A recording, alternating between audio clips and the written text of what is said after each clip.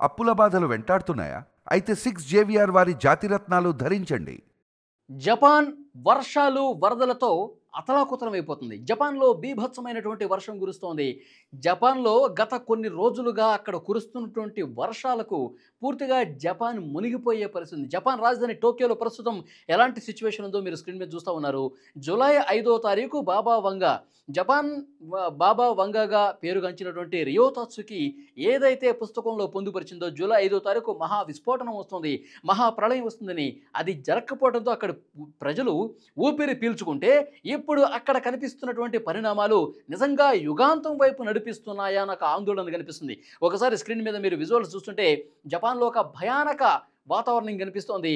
విపరీతంగా వర్షాలు వరదలతో టోక్యో నగరం పూర్తిగా మునిగిపోయే పరిస్థితి కనిపిస్తుంది. అక్కడ చూడండి మీరు, షాపింగ్ మాల్స్ అన్నీ కూడా ఏ విధంగా వరద నీటితో మునిగిపోయాయో మనం చూస్తున్నాం.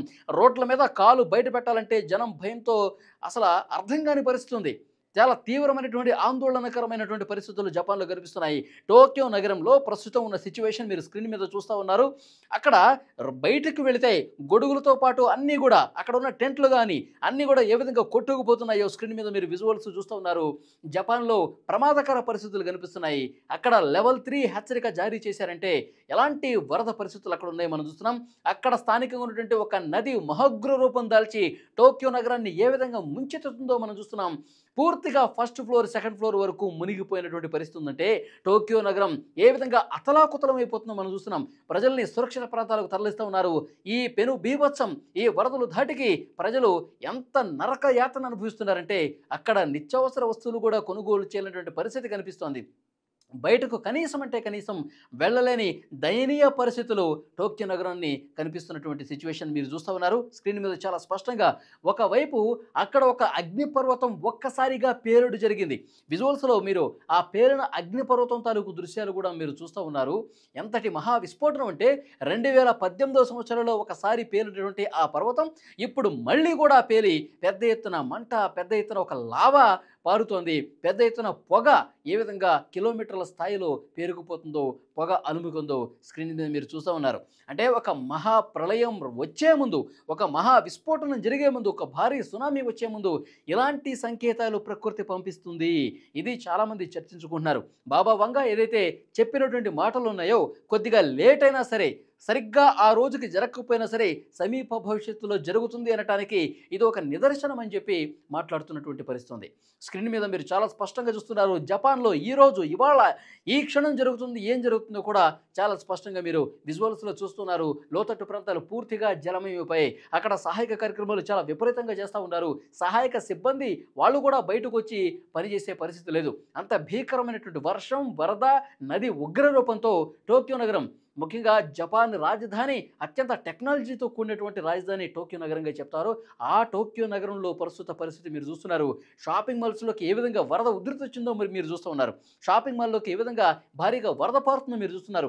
అక్కడ ఎస్కలేటర్ల మీద నుంచి పూర్తిగా వరద ప్రవహిస్తుందంటే లోతట్టుగా ఉన్నటువంటి ప్రాంతాలు, అక్కడ షాపింగ్ మాల్స్ కావచ్చు, ఏ విధంగా వరద ఉధృతిలో కొట్టుకుపోతున్నాయో చాలా స్పష్టంగా ఈ విజువల్స్ను బట్టి అర్థమవుతుంది.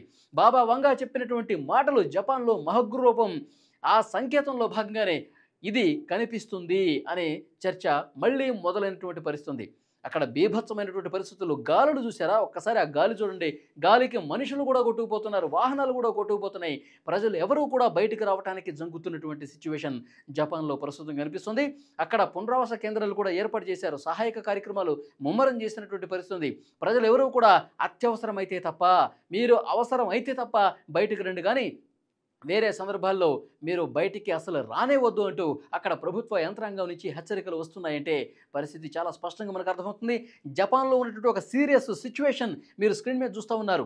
ఎప్పుడైతే అక్కడ నదులు ఉప్పొంగి ప్రవహిస్తున్నాయో, మనం చూసాం అమెరికాలో ఎలాంటి పరిస్థితులు ఉన్నాయి. పూర్తిగా టెక్సాస్ రాష్ట్రం అనేది వరద విలయంలో చిక్కుకొని 120 మందికి పైగా చనిపోయారు, 160 మందికి పైగా కొట్టుకుపోయారంటే ఎలాంటి భయానకమైన పరిస్థితులు అమెరికాలో తలెత్తాయో కూడా మనం చూస్తున్నాం. ఇక ఆ తర్వాత టెక్సాస్ నుంచి నుంచి న్యూ మెక్సికోకి వరదలు చుట్టుముట్టాయి. న్యూ మెక్సికో పూర్తి స్థాయిలో వరదలు కొట్టుకుపోయినటువంటి పరిస్థితి ఉంది.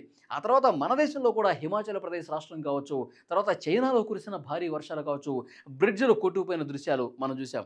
అంటే చాలా స్పష్టంగా గత కొన్ని రోజుల నుంచి ప్రకృతిలో పెను మార్పులు అబ్జర్వ్ చేస్తా ఉన్నారు శాస్త్రవేత్తలు కూడా.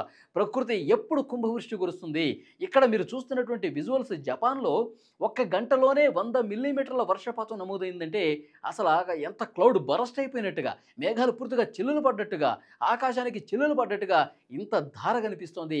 100 మిల్లీమీటర్ల వర్షపాతం నమోదై పూర్తిగా టోక్యో నగరాన్ని ముంచెత్తినటువంటి పరిస్థితి కనిపిస్తుంది. జపాన్ వాసులు ఏదో ఒక భయంతో అల్లాడిపోతూ ఉన్నారు.